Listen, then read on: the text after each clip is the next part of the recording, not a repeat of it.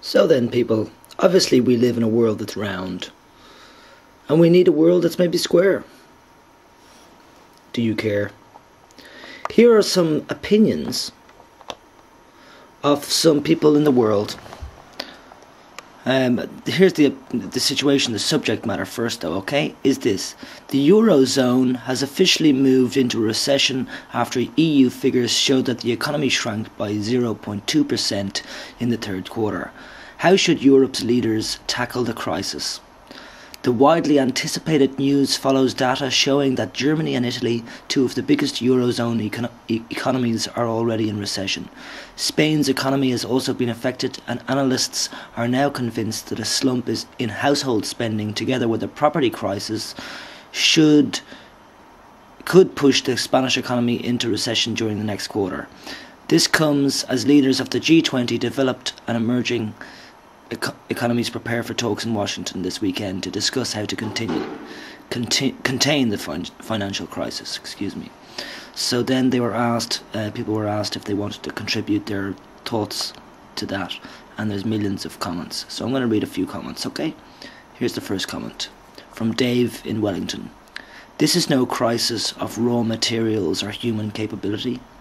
Bad info of credit worthiness and value led to failed investments. This damaged investor, then consumer, then supplier confidence in turn, a spiral amplified by media coverage. The bad info trigger can be improved with regulation and good governance, but confidence is a catch-22. We need to believe other people are confident to boost our own. The solution? Positive thinking and time for the pain to ease. Next contributor was Asif from Pakistan, and he said, "This is a global recession, and it's caused due to faulty system in America. But because of global village and business ties with American firms, most of international financial institutions were careless about their regulation, and it started a chain reaction. Everyone affected, and this is an open secret, that world needs a different, efficient and earning-based financial system, and not future earning estimation-based.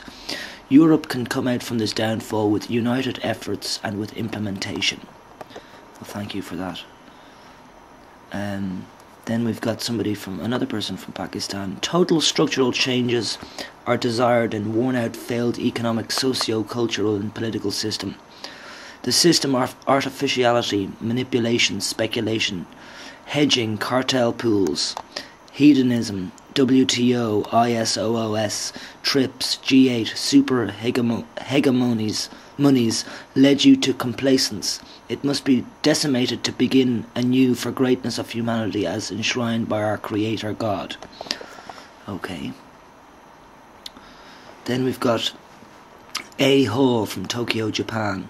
"Europe acknowledges that it is too in recession, and so sterling takes another and even bigger hit. Does anyone know what's going on here? I suspect that market responded because the UK is quite reliant on the Eurozone for its exports. The UK economy is quite the sick man of Europe.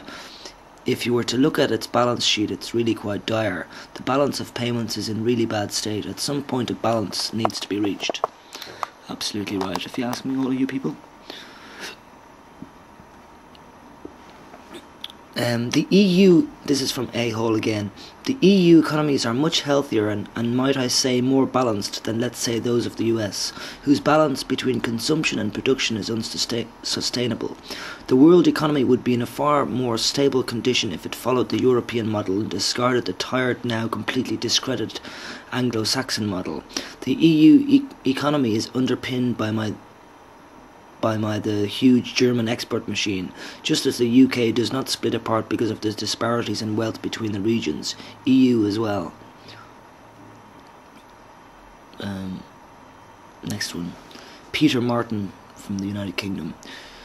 "During the financial meltdown, our brilliant PM decided that India was so poor that we should give them £600 million. At the same time, the Indians were preparing to send a spacecraft to the moon. Our PM has lost his marbles. Are we to hear soon that the Chinese may come to our PM to ask for a loan to bail out their bankrupt factories while managing one of the biggest sovereign funds in the world?" Well, unfortunately, United Kingdom person had to come in with racism there. We're one world, and we're going there. Definitely, that's where most people want to be. One world, but with different cultures. Isn't that true? I believe that sometime in the future humanity... Oh yeah, this is a good one. George from Colombia. I believe that sometime in the future humanity will return to bows and arrows. Then the financial crisis will be solved for good. Here's another comment from Sid in Delhi. Europe can solve the financial crisis much more easily due to 1. Unlike US, it is not fighting 2 wars except for the United Kingdom. 2. Also, unlike US, Europe does not consume 25% of the world's energy. 3. European governments have taken many proactive decisions and are acting on those. And 4. People in Europe are more amenable to reasons and not deeply divided on ideological lines as in the US. Thank you, Sid. Very nice.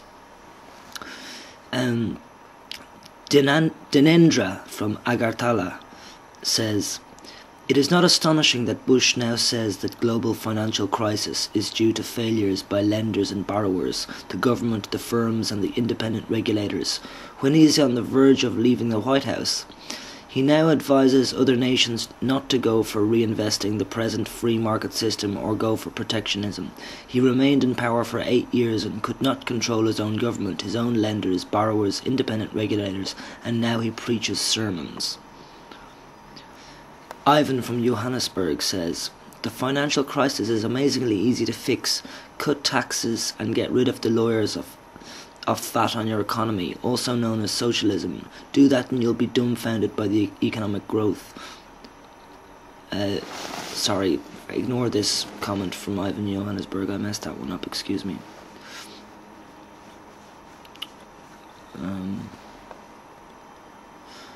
Peter Jewsnap says, calm down, capitalism will survive. Oh no, sorry, Peter doesn't say that. I'm getting confused here, but anyway, it doesn't matter. This guy called Jack Hollis from New York says, calm down, capitalism will survive. And Peter Jewsnap says to that, and he's from South Carolina, I hope not, that's what got us into this mess in the first place. Yeah, I agree with Peter Jewsnap. Okay, somebody, an anonymous person wrote this, and I don't blame them for being anonymous. They say, Americans for many years lived beyond their means in the pursuit of the American dream. Europeans were more disciplined. Also, European leaders have more experience, as well as more working exposure to working as a concerted team of nations, period. And somebody else says, totally agree, now all they need is a country that, you remember, produces nothing and consumes everything. Because your tightwad lifestyle ain't gonna make a good customer. Okay, well, we'll ignore the last comment there, but let's say that the first one about Americans living beyond their means is a very good point to make, and also that Europeans, it's an older society. Yeah, well, here's a point on anarchy here. So somebody else is quoting somebody else by saying, well, he's saying, your caption for one of the daily pictures contradicts itself. And here it is, the quote. A person burns a real Swiss banknote at an anarchist's anti-capitalism event in Zurich. Close the quote.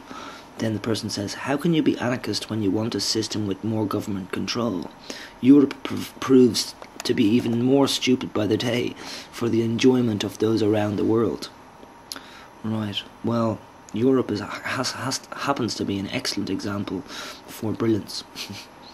Yeah, yes, we're not perfect, but we are really trying to have a democracy. Definitely trying to have a democracy, and we want peace, essentially. Because we want to live, in the same regions as each other, and have different cultures. We want peace. We in general respect that, and anarchists in general, the neo-anarchists, the anarchists that are, going around destroying things and breaking cars, and God, I know a lot of them, not personally, but I have known them, like I've talked to them and stuff, but I'm not with them. I think that's the wrong way to go. But I do like the other end of things, the anarchist, like what anarchy actually means. If you look it up, people, you'll find that it's very similar to the good Christians in the world, the good Christians who actually practice thou shalt not kill, love thy neighbour and all that. And, you know, I have respect for those sorts of Christians, the Christians that don't mention to me that they are Christian. So like anarchists, essentially, the real ones, I've no problem with them at all, because they only want better for the world, that's all. They're not saying, fuck you, I'm going to do what I want. They're just saying, right, I'm not going that way, I want this, and they're hard, and they, but, you know, people have got to be hard in this world to make this world a better world, you know, for all, don't you think? Alright, ciao guys, ciao.